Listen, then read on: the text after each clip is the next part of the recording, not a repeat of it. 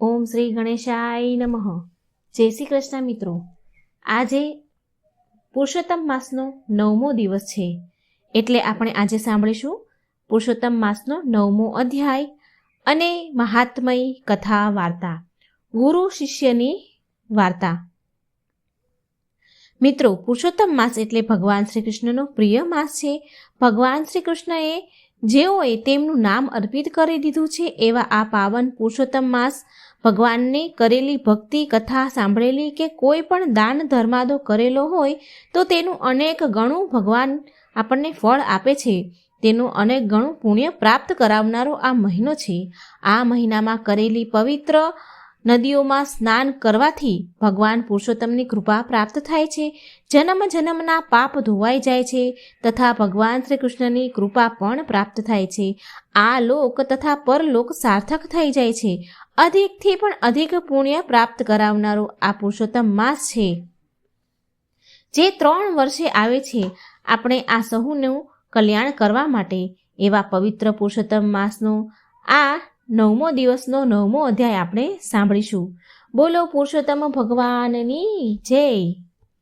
સુત પુરાણી બોલ્યા, હે મુનિ શ્રેષ્ઠો, નારદજીએ ભગવાન નારાયણને પૂછા કરી કે મેઘાવી ઋષિના સ્વર્ગવાસ પછી તપોવનમાં મેધાવીનું શું થયું. તેના પ્રત્યુત્તરમાં ભગવાન નારાયણે જણાવ્યું કે મેઘાવતી તપોવનમાં પોતાના પિતાને યાદ કરીને શોક કર્યા કરતી હતી. એવામાં દેવેચ્છાએ દુર્વાસા મુનિ તેના આશ્રમે આવ્યા. આવા દુર્વાસા અતિ ઋષિ અને સતી અનસૂયાના પુત્ર છે. અત્રિ ઋષિ અને સતી અનસૂયાના પુત્ર છે. તે શંકરના જ અંશ માનતા.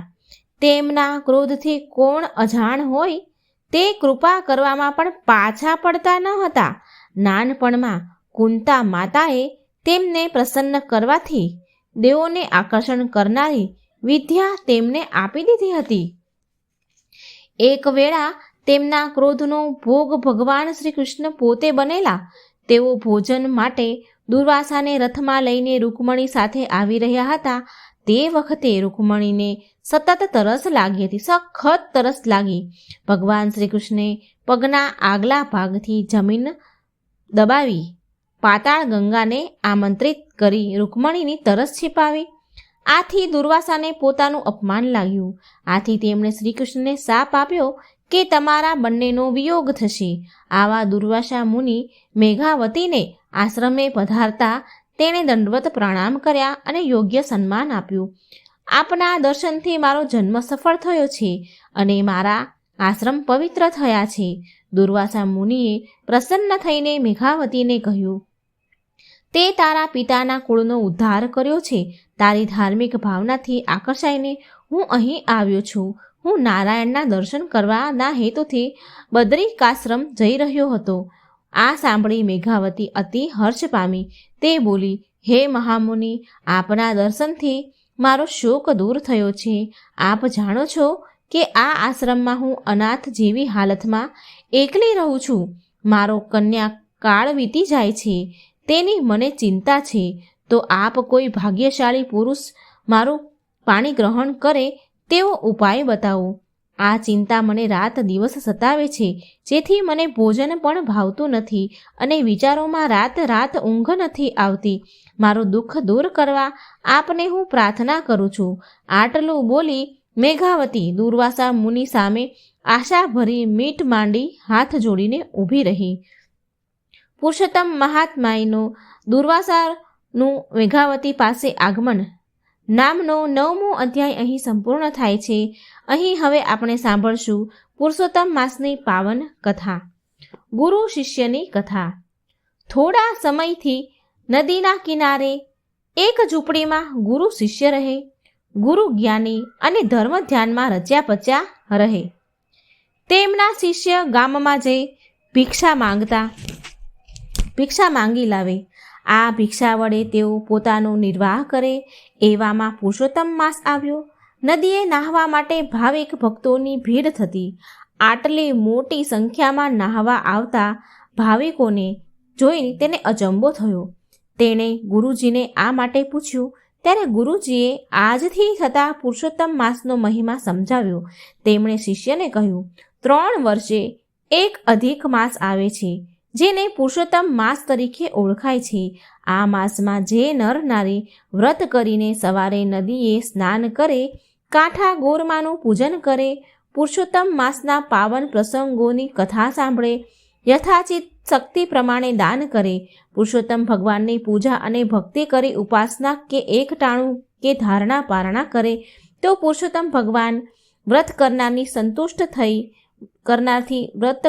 સંતુષ્ટ થઈ તેના મનોરથો પૂર્ણ કરે છે. શિષ્ય કહે છે, હે ગુરુદેવ, તમે કહ્યા મુજબ કોઈ પુરુષોત્તમ માસનું વ્રત કરી તમે બતાવેલ નીતિ નિયમો પાળે તો ભગવાન સંતુષ્ટ થઈ શું આપે? ગુરુજી બોલ્યા, જે કોઈ પોતાના વ્રત વડે પુરુષોત્તમ ભગવાનને સંતુષ્ટ અને પ્રસન્ન કરે છે એને સુખ સમૃદ્ધિ મળે છે, તેના કષ્ટો દૂર થાય છે. પુરુષોત્તમ માસ સંપૂર્ણ થયા તેનું ઉજવણું કરવામાં આવે છે ત્યારે બ્રાહ્મણ ભોજન વખતે પ્રભુ અવશ્ય દર્શન આપે છે. પુરુષોત્તમ ભગવાનના આ વ્રતના પ્રભાવે જો દર્શન થઈ શકતા હોય તો તેનાથી રૂડું શું હોય? તેણે તો તે સમયથી સંકલ્પ કરી લીધું, વ્રત કરું એ સંકલ્પ કર્યો અને વ્રત ચાલુ કરી દીધું. તે દરરોજ વહેલી સવારે ઉઠે અને નદીએ સ્નાન કરી, કાંઠા ગોરમાનું પૂજન કરી, કથા વાર્તા સાંભળી પછી ભિક્ષાર્થ ગામમાં જતો ભિક્ષા માટે. તેમાંથી પોતાના ભાગે આવતું અન્ન તે ભિખારીઓને આપી દેતો. ફળાહાર કે પાણી વડે તે ઉપવાસ ખેંચી કાઢતો. આમ કરતાં કરતાં પુરુષોત્તમ માસ પૂરો થયો. તેને ભગવાનના દર્શનની તાલાવેલી લાગી હતી. તેણે ઉજવણામાં 11 બ્રાહ્મણોને જમવા બોલાવ્યા. તેની પાસે થોડીક પૂંજી હતી, તેનાથી તે ગામમાં સીધું સામાન લઈ આવ્યો. રસોઈ તૈયાર થઈ ગઈ હતી. તેની ઝૂંપડીએ બ્રાહ્મણો આવવા શરૂ થયા. તે ઝૂંપડી બહાર ભગવાન હમણાં આવશે અને મને દર્શન દેશે એ આશાએ ઊભો હતો. આવનાર બ્રાહ્મણો ગુરુજી પાસે બેસીને જ્ઞાન ગોષ્ઠી કરી રહ્યા હતા. આ સમયે એક ભિખારી ત્યાં આવ્યો. તેનું શરીર કૃશ હતું. મેલા ઘેલા વસ્ત્રો પહેર્યા હતા. ચીથરા જેવા વાળ હતા. તેના મોં ઉપર માખીઓ બણબણતી હતી. તેનો દેદાર એવો હતો કે તેને જોઈને કોઈને પણ સૂઘ ચડી જાય. તે ભિખારી શિષ્ય પાસે જઈને કહેવા લાગ્યો, હું 4 દિવસથી ભૂખ્યો છું. મને ચાલવાના પણ હોશ નથી. મને કંઈક ખાવાનું આપો, જેથી મારી ભૂખ સંતોષાઈ જાય. શિષ્ય ભગવાનના દર્શનની ઉત્સુકતામાં એટલો બધો રત હતો કે ભિખારીએ દર્શાવેલ બીના તરફ તેણે લક્ષ્ય આપ્યું નહીં.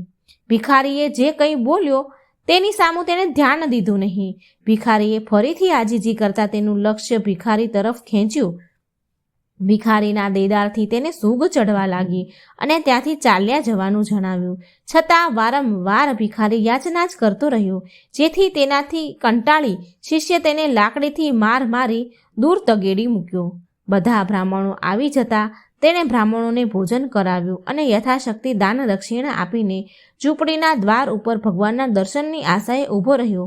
આમ કેટલોય સમય વીતવા છતાં ભગવાનના દર્શન ન થઈ શકવાને લીધે તે ગુરુજી પાસે ગયો અને જણાવ્યું કે તમે કહ્યું હતું તે મુજબ મેં પુરુષોત્તમ માસનું વ્રત કર્યું.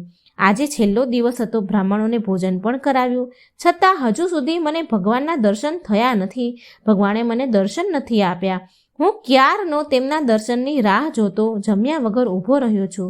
ગુરુજી બોલ્યા, હે શિષ્ય, અશક્ય નથી. ભગવાન અવશ્ય આવશે. કદાચ તું ભગવાનને ઓળખી શક્યો નહીં હોય, એવું પણ બને. શિષ્ય બોલ્યો, હે ગુરુજી, હું ક્યારનો એ જ ધ્યાન રાખું છું, પણ અહીં કોઈ આવ્યું નથી. એક ગંદો ભિખારી આવીને કચ કચ કરતો હતો ક્યારનો, તેથી મેં તેને લાકડીનો માર મારીને ભગાડી મૂક્યો. ગુરુ જ્ઞાની હતા. તે સમજી ગયા કે ભગવાન સ્વયં ભિખારી સ્વરૂપે અહીં આવ્યા હશે. શિષ્ય તેને ઓળખી શક્યો નહીં હોય. ગુરુજીએ તરત સમાધિ લગાવીને જોયું તો તેમને ખાતરી થઈ ગઈ કે તે સ્વયં પુરુષોત્તમ ભગવાન જ ભિખારી સ્વરૂપે આવ્યા હતા. ગુરુજી બોલ્યા, હે શિષ્ય, ભિખારીના સ્વરૂપમાં ભગવાન સ્વયં આવ્યા હતા. તારું એટલું પુણ્ય કાચું કે તું આવેલી તકનો લાભ લઈ શક્યો નહીં. શિષ્ય બોલ્યો, હે ગુરુદેવ, હું મૂર્ખ નથી. કે ભગવાનને મારું? મેં તો ભગવાનની પૂજા કરવા માટે બધી તૈયારી કરી રાખી છે, પણ ભગવાન આવ્યા જ નથી ને. શિષ્યને ગળે આ વાત ન ઉતરી. ત્યારે શિષ્યને ખાતરી કરાવવા માટે ગુરુજીએ દીન ભાવે અને શ્રદ્ધાથી પ્રાર્થના કરી, હે પુરુષોત્તમ ભગવાન, તમે ભિખારીના સ્વરૂપે આવી આ શિષ્યને ખરા સ્વરૂપમાં દર્શન કરાવ્યા વિના જતા રહો. તેનાથી તેની શ્રદ્ધા તૂટી જશે. તેના બધા અપરાધ ક્ષમા કરી તેને દર્શન આપો. કૃપા કરો નાથ. ગુરુજીની પ્રાર્થનાથી તરત જ પુરુષોત્તમ ભગવાન પ્રગટ થયા.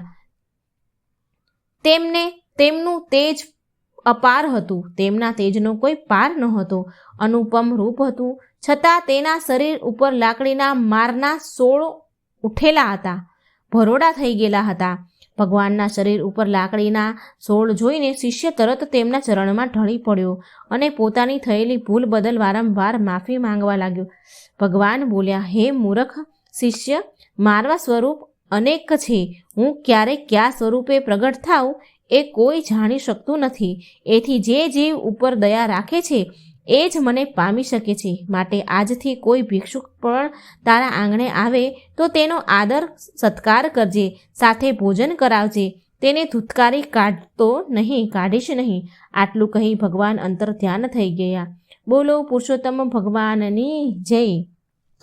તો મિત્રો, આપણે સાંભળ્યો પુરુષોત્તમ મહિનાનો 9મો અધ્યાય અને ગુરુ શિષ્યની કથા.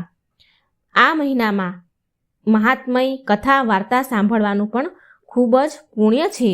આ કથા વાર્તાઓ સાંભળવાથી આપણા મન નિર્મળ અને શુદ્ધ થાય છે અને જાણવા મળે છે કે ભગવાન શ્રી હરિ શ્રી કૃષ્ણના નામ સ્મરણ માત્રથી સર્વ પાપો નષ્ટ થઈ જાય છે. એવા આ પવિત્ર પુરુષોત્તમ માસમાં ભગવાનનું સ્મરણ, કીર્તન, પૂજન, ભક્તિ કરવાથી તથા સેવા પૂજા કરવાથી ભગવાન શ્રી કૃષ્ણની કૃપા પ્રાપ્ત થાય છે. તો મિત્રો, આ હતો પુરુષોત્તમ માસનો 9મો અધ્યાય. શ્રી કૃષ્ણ ગોવિંદ હરે મુરારી, હે નાથ નારાયણ વાસુદેવા, હરે રામ રામ રામ હરે હરે, હરે કૃષ્ણ કૃષ્ણ કૃષ્ણ હરે હરે. જય શ્રી કૃષ્ણ. રાધે રાધે. Thank you.